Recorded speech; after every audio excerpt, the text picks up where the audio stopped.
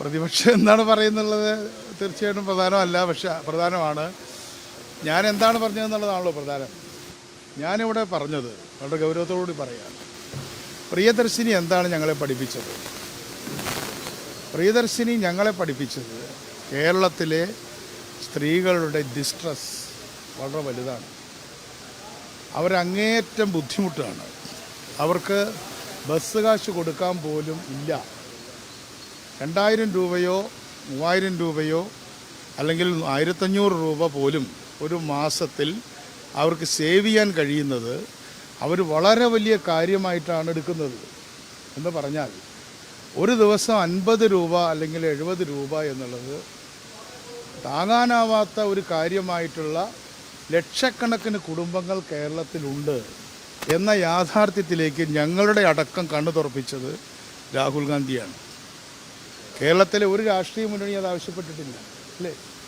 കേരളത്തിൻ്റെ രാഷ്ട്രീയ നേതൃത്വമോ മറ്റ് സാമൂഹിക നേതൃത്വങ്ങളോ ഒന്നും തന്നെ ഇത്തരത്തിലൊരു വലിയ ഡിസ്ട്രസ് ഉണ്ടെന്ന് മനസ്സിലാക്കുന്നതിനേക്കാൾ മുൻപ് രാഹുൽ ഗാന്ധി നടത്തിയ ഇടപെടലിൻ്റെ ഫലമായിട്ടാണ് പ്രിയദർശിനി കൊണ്ടുവന്നത്. ഇനി ഈ പ്രിയദർശിനി കൊണ്ടുവന്ന പോലെ തന്നെ 3 മേഖലകളിൽ ഇടപെടണമെന്നാണ് ഞാൻ പറഞ്ഞതിൻ്റെ സ്പിരിറ്റ്. ഏതൊക്കെയാണ് ആ 3 മേഖല?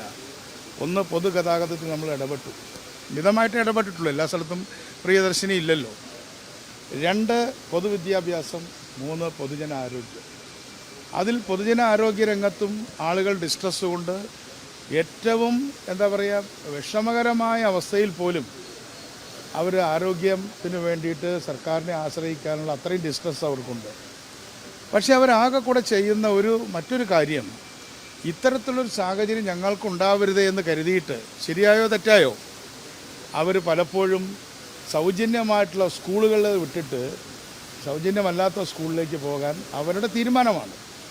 അപ്പോൾ അതും വാസ്തവത്തിൽ നമ്മൾ ആലോചിക്കുമ്പോൾ ഞങ്ങൾക്ക് ഇങ്ങനെ പറ്റി, അതുകൊണ്ട് ഇനി ഞങ്ങളുടെ കുട്ടികൾക്ക് നല്ല വിദ്യാഭ്യാസം കൊടുത്തവരെ വളർത്തണം എന്നതും അവരുടെ ഡിസ്ട്രസിൻ്റെ ലക്ഷണമാണ്.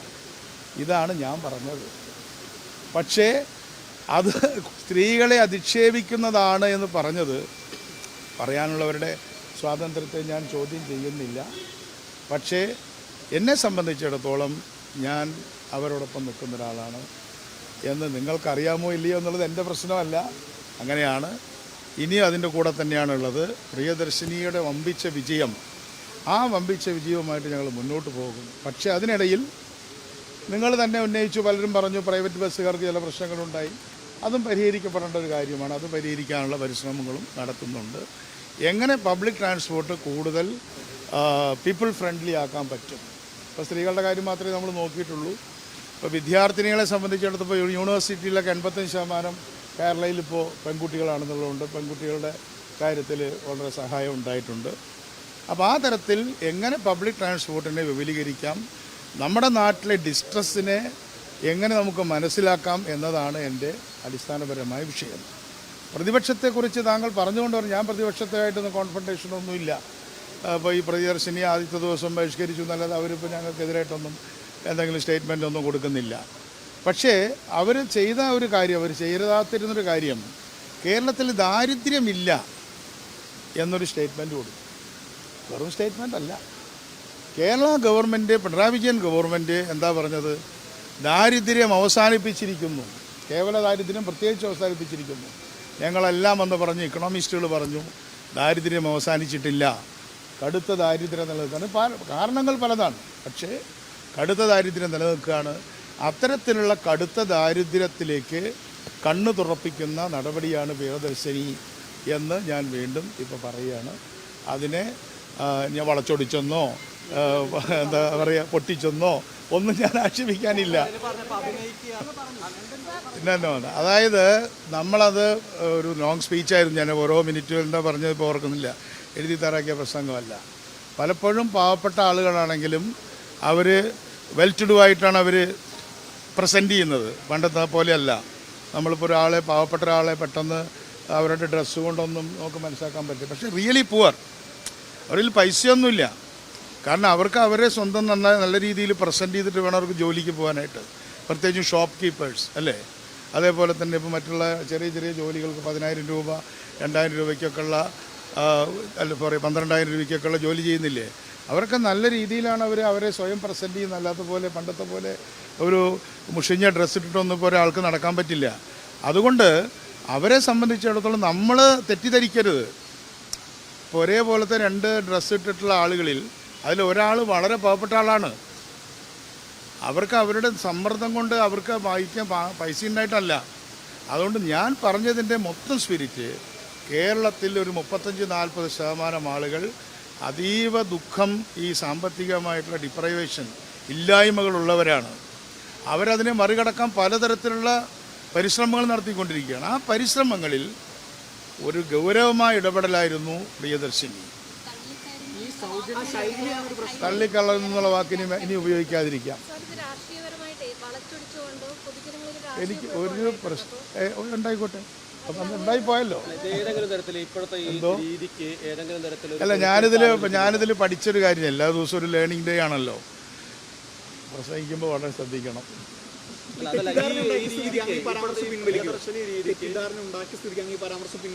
ഞാൻ തെറ്റായ പരാമർശവും നടത്തിയിട്ടില്ല. എൻ്റെ ലക്ഷ്യമാണല്ലോ പ്രധാനം. അതിൽ ഞാനിനി ഒരു കാര്യം ലേണിംഗ് ഉണ്ട്. നമ്മൾ പ്രസംഗിക്കുമ്പോൾ വളരെ കൂളായിട്ട് പണ്ടത്തെ പോലെ പ്രസംഗിക്കരുത്. എല്ലാവരും നോക്കിക്കൊണ്ടിരിക്കുകയാണ്. അതുകൊണ്ട് എല്ലാവരും CP ജോണിനെ ഇത്രയും വെയിറ്റ് തീർച്ചയായിട്ടും. അതുകൊണ്ട് it's A learning for me. അതൊരു പഠനമാണത്, എനിക്കൊരു പഠനമാണ്. അതുകൊണ്ട് ഞാൻ ശ്രദ്ധിക്കാം. അല്ല, ഞാൻ പരിഹസിക്കാൻ വേണ്ടി പറയുന്നല്ല. പക്ഷേ ഇപ്പം ഞാൻ നിങ്ങളോട് ഇപ്പോൾ സുഹൃത്തുക്കളോട് സംസാരിക്കുന്ന പോലെ പറയാണ്, എന്നെ നിങ്ങൾക്ക് അറിഞ്ഞൂടെ? ഞാനങ്ങനെ പറയുമോ, അധിക്ഷേപിക്കുമോ സ്ത്രീകളെ അല്ലെങ്കിൽ തൊഴിലാളികളെ? അപ്പോൾ അത് നിങ്ങൾ ഒരു പരാതി മാത്രമേ എനിക്കുള്ളൂ. ഇതാദ്യം കൊടുത്ത ഒരു വ്യക്തി അല്ലെങ്കിൽ ഒരു മാധ്യമം അത് കൊടുക്കുന്നതിന് മുമ്പ് എന്നോടൊന്ന് ചോദിക്കാമായിരുന്നു. ചോദിക്കാത്തതുകൊണ്ട് വിരോധമൊന്നുമില്ല. ചോദിക്കാത്തത് ആരാന്ന് എനിക്കറിയാം. അവരോടും പരാതിയില്ല. അവർ വന്നാൽ ഇനി സംസാരിക്കാം. മാധ്യമങ്ങളുടെ അവകാശത്തെ ചോദ്യം ചെയ്യല്ല. പക്ഷേ നമ്മളൊരു കാര്യം ചെയ്യുമ്പോൾ, ഞാൻ നിങ്ങൾക്ക് സ്റ്റഡി ക്ലാസ് എടുക്കുകയല്ല, ചെയ്യുമ്പോൾ ഒരു മഹത്തായ ഒരു പ്രോഗ്രാം, ആ പ്രോഗ്രാം ഡാമേജ് ചെയ്യപ്പെടുന്നുണ്ടോ എന്ന് നോക്കണം. ഞാനത് ഡാമേജ് ചെയ്യാനല്ലല്ലോ ഉദ്ദേശിക്കുക. ഞാനതിനെ പുകഴ്ത്താനല്ലേ ശ്രമിക്കുക, അല്ലെങ്കിൽ അതിനെ പ്രൊമോട്ട് ചെയ്യുന്ന ഒരാളല്ലേ, അതല്ലേ എൻ്റെ ജോലി. അപ്പോൾ അങ്ങനെ ചെയ്യുന്ന ഒരാൾ അതിനെ താഴ്ത്തി കാണിച്ചു എന്നുള്ള ഒരു പ്രചരണം കൊണ്ട് നാട്ടിൽ ഗുണമാണോ ദോഷമാണോ എന്നുള്ളത് നിങ്ങൾ പരിശോധിക്കുക. അല്ലാതെ എനിക്കതിനോട് പരിഭവമൊന്നുമില്ല. മാധ്യമങ്ങളുടെ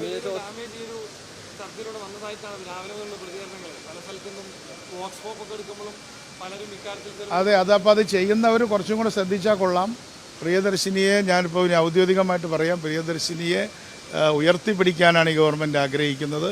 പ്രിയദർശിനിയിൽ കയറുന്ന സ്ത്രീകളുടെ പ്രയാസമാണ് ഞാൻ വിവരിച്ചത്. ആ പ്രയാസങ്ങളിൽ വാസ്തവത്തിൽ പലപ്പോഴും അവർ പറഞ്ഞ കാര്യങ്ങൾ പറയുമ്പോൾ നമ്മുടെയൊക്കെ കണ്ണ് നിറയാറുണ്ട്. അത്തരത്തിലുള്ളൊരു പൊതുപ്രവർത്തകനാണ് ഞാൻ. അതിൻ്റെ പേരിൽ ഇപ്പോൾ ആർക്കും ഒരു കൺസെഷനൊന്നും എനിക്ക് തരണ്ട. പക്ഷേ ആദ്യമായിട്ട് എൻ്റെ പ്രതികരണത്തെക്കുറിച്ചൊരു വിമർശനം നടത്തുമ്പോൾ അതെന്താണ് ഞാൻ ഉദ്ദേശിച്ചത് എന്ന് ചോദിച്ചിരുന്നെങ്കിൽ നല്ലതാകുമായിരുന്നു.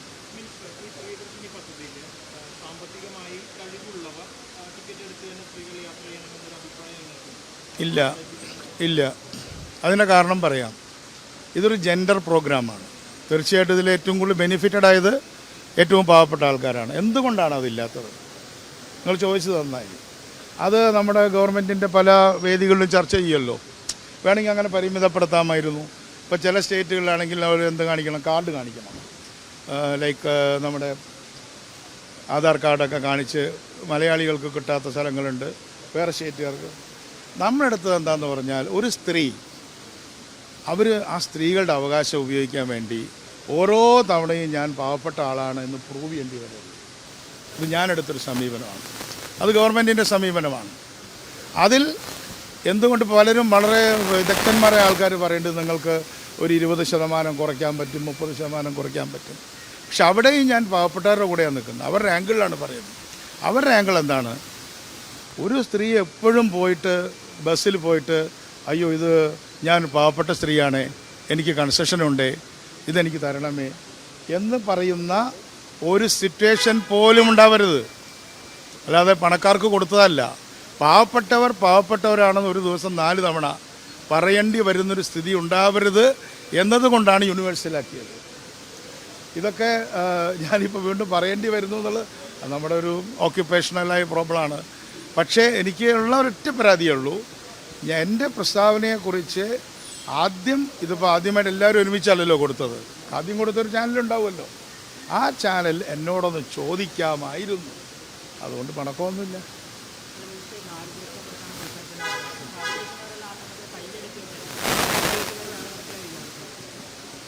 അവർ കൈയടിച്ചത് പ്രിയദർശിനി പ്രശ്നത്തിൻ്റെ പേരിലല്ല. അവരുടെ കാര്യം കേട്ടപ്പോഴായിരിക്കും കൈയടിച്ചത്. ഞാൻ ശ്രദ്ധിക്കുന്നില്ല, എനിക്ക് ഓർമ്മയില്ല. അവരോട് പറഞ്ഞത് ഞങ്ങൾ എല്ലാ തരത്തിലുള്ള വാഹനങ്ങളെയും ഒരുപോലെയാണ് കാണുന്നത്. പൊതുഗതാഗതത്തിൽ പ്രൈവറ്റ് എന്നോ ഗവൺമെൻറ് എന്നോ തിരിക്കുന്നില്ല. പൊതുഗതാഗതത്തിൽ ഇൻവെസ്റ്റ് ചെയ്ത ഇൻവെസ്റ്റർമാരായിട്ടാണ് ഞങ്ങൾ സ്വകാര്യ ബസ്സുകാരെ കാണുന്നത്. ഞാൻ ഡേ 1 തൊട്ട് പറയുന്നതാണ്. ഇപ്പോഴും അങ്ങനെ തന്നെയാണ് പറയുന്നത്. അപ്പോൾ പത്മകുമാർ കമ്മീഷൻ റിപ്പോർട്ട് വരുമ്പോൾ അത് കുറച്ചും കൂടെ വ്യക്തമാക്കാൻ സാധിക്കും. നമ്മുടെ നാട്ടിലെ കുടുംബനായകന്മാരും കുടുംബനായികമാരും അവരുടെ കുട്ടികളെങ്കിലും അവർക്ക് രക്ഷപ്പെടണമെന്ന് അവർ കരുതിയിട്ട് അവർ കുറേ ആളുകൾ അതിനുവേണ്ടി നിർബന്ധിതരാവുകയാണ്. വാസ്തവത്തിൽ പൊതുവിദ്യാഭ്യാസത്തിലേക്ക് അവർ വന്നാൽ മതി. പക്ഷെ വിദ്യാഭ്യാസത്തിൻ്റെ ക്വാളിറ്റി ഇനി ഇമ്പ്രൂവ് ചെയ്യണം. അത് താങ്കൾ പറഞ്ഞതാണ്, ഞാൻ പറഞ്ഞിട്ടില്ല. എൻ്റെ കുട്ടികൾ അവിടെയല്ലേ പഠിച്ചത്. നിർബന്ധിതരാകുന്നു എന്ന് പറഞ്ഞാൽ അവരുടെ ഒരു മെൻറ്റാലിറ്റി എന്ന് പറഞ്ഞാൽ ഞങ്ങൾ ഇങ്ങനെയൊക്കെ ബുദ്ധിമുട്ടി ജീവിക്കുമ്പോൾ അതിനെ മറികടക്കാനുള്ള സൊല്യൂഷനായിട്ട് അവരത്തരം സ്കൂളുകളെ കാണുന്നത് അവരുടെ ചോയ്സാണ്. ഇപ്പോൾ ഞാൻ കുട്ടികളെ പിന്നെ മലയാളം മീഡിയത്തിൽ പഠിപ്പിച്ചു, ഇംഗ്ലീഷ് ഗവൺമെൻറ് സ്കൂളിൽ പഠിപ്പിച്ചു എന്നുള്ളത് ഒരു വിഷയമേ അല്ല. അപ്പോൾ അതുകൊണ്ട് നമ്മളെ സംബന്ധിച്ചിടത്തോളം ഇപ്പോൾ വേറെ ചില രാഷ്ട്രീയ നേതാക്കൾ പഠിപ്പിച്ചില്ല, ഇതൊന്നും അല്ലല്ലോ പ്രശ്നം. ഇതിലെ പ്രശ്നം ഞാൻ പറഞ്ഞത് ഇതെൻ്റെ പ്രസംഗത്തിൻ്റെ സ്പിരിറ്റ് എന്താണ്. ടെക്സ്റ്റിലോ അതിൻ്റെ ഡെലിവറിയിലോ ചിലപ്പോൾ പാളിച്ച പറ്റിയിട്ടുണ്ടാവാം. ഇപ്പോൾ തള്ളിക്കയറുന്നത് പറയുന്നതിന് പകരം പറയേണ്ടിയിരുന്നില്ല. ഇപ്പം ഞാൻ എന്നെ തന്നെ ഓഡിറ്റ് ചെയ്യാണ്. അതുപോലെ തന്നെ അങ്ങനെ എന്തെങ്കിലും വാക്കുകളൊക്കെ ഉണ്ടാവും. പക്ഷേ എൻ്റെ സ്പിരിറ്റ് എന്താണ്, ആസ് എ മിനിസ്റ്റർ, ആസ് ഒരു പൊളിറ്റിക്കൽ വർക്കർ, എൻ്റെ സ്പിരിറ്റ് എന്താണ്? ഞാൻ ആരുടെ കൂടെ നിൽക്കുന്നു? ഞാൻ പാവപ്പെട്ടവരുടെ കൂടെ നിൽക്കുന്നു, ഞാൻ സ്ത്രീകളുടെ കൂടെ നിൽക്കുന്നു.